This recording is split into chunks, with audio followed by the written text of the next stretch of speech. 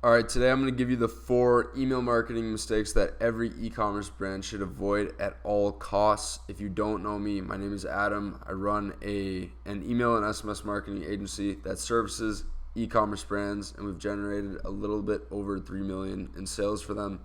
So I sent this newsletter out to my email list, which you can join by hitting the link in the description. I sent this out today, and I'm going to pretty much walk you through it and tell you what these 4 mistakes are and how you can not make them. So let's get right into it. Number 1 is not running a split test on your opt-in form. So every 1% of conversion rate that you can get on your email opt-in form on your website is extremely valuable. Even by just boosting your opt-in rate by 30%, you're now growing your list way faster. And your email list is one of, if not the most valuable asset you have as an e-commerce brand. And because every percentage point is so valuable here, there's really no reason not to be running any type of split test at any given moment. And so there are 4 main things that you can test here. You've got your offer, your copy, the design, and then the timing. And I actually recommend you test them in that order because that's what's most important top to bottom. In fact, you could test the timing a little bit sooner than like copy or design, but definitely test all 4 of those things. And the nice part is that if you're using Klaviyo as an e-commerce brand, it's actually really easy to set up split tests, especially in the opt-in form. So at all times, you should be running some type of split test only because it's so important, and any gain you can make on your conversion rate, it has big payoffs, especially as time passes. So number 2 here is not sending more campaign emails despite great engagement. So this is pretty straightforward, but I kid you not, I audit a lot of brands' Klaviyo accounts, and I see this very often. So we're going to assume here that you're sending 1 to 2 campaign emails every week or so. Maybe it's like 2 campaigns every 2 weeks, but it's kind of scattered, something like that. And you're getting great engagement. Like, things are going well, opens are high, click rates are high, you're getting sales from them, like everything seems good. That's not bad, like that's obviously a good thing. But in this case, there's no reason not to increase your sending volume. And you should do that gradually, but you should increase it because you have an audience that's responding well to what you're sending to them. They're enjoying it. They're buying from it. People say the most with their credit cards. They're literally buying from the content. Why would you not give them more of what they're already liking? So I would recommend, if you're in this situation, increase your volume a little bit. If you're sending 1 to 2 campaigns per week, send out 2 to 3 per week for a couple weeks. If things still look good, test out 4 in a week, see how it goes, and just keep going and see what you can get away with. See what the audience enjoys. It's all about the audience.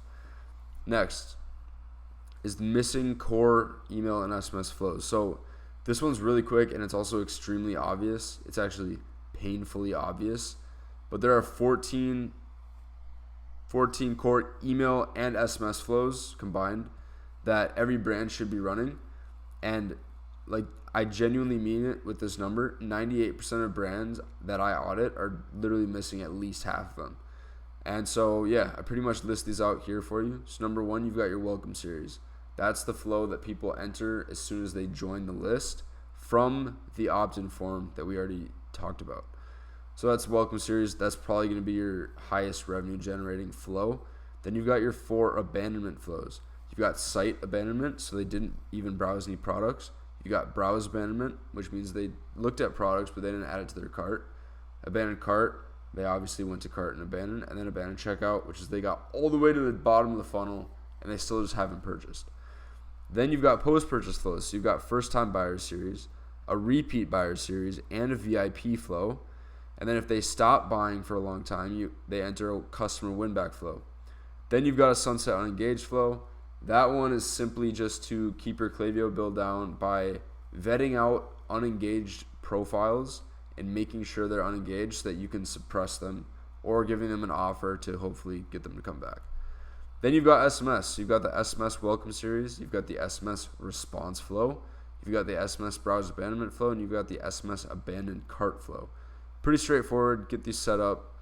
Quick note I want to leave on the response flow is that One smart way to set this up is that in your welcome series, you can tell people to reply with a specific number, and then that number is tied to a category of your brand. So let's say you're a clothing brand and you have for sake of example, you have a summer category, you've got a fall category, and you got a winter category.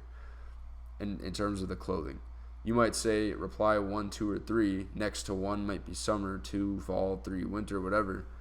And then each ties to that category. They reply with a number based on what they're interested in.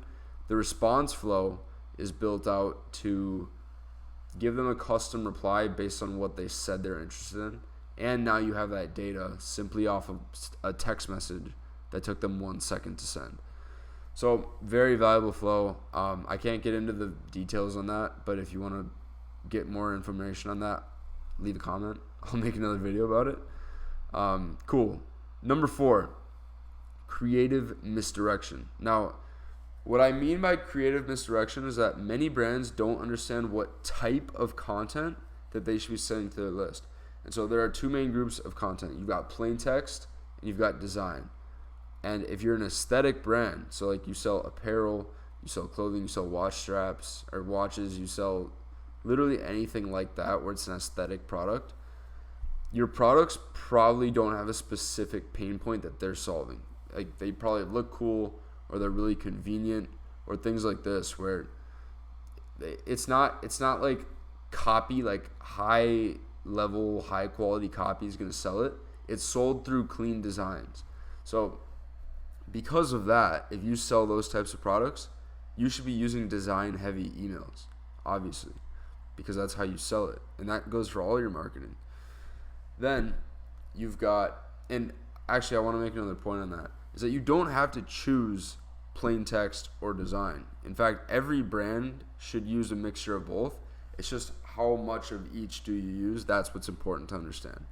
Then you've got the other end of the spectrum. So these are people that sell, or these are brands that sell supplements, massagers, books, things like that, they solve a specific pain point or problem or issue. In this case, it's going to take more copy to sell rather than design. The best example I can give you of this is that no one buys a supplement because they saw a really cool picture of it. They buy a supplement because they understood through the copy that it solves a specific pain point that they have. So for products like this, for brands that sell these types of products, you need to use more copy than design because that's just the essence of how you sell that type of product. So those are the 4 main email marketing mistakes to avoid at all costs. In the description, I'm going to leave a link where you can jump on my email list. You get a bunch of free stuff as soon as you join. And I send 3 to 5 times a week to that list, completely free to join.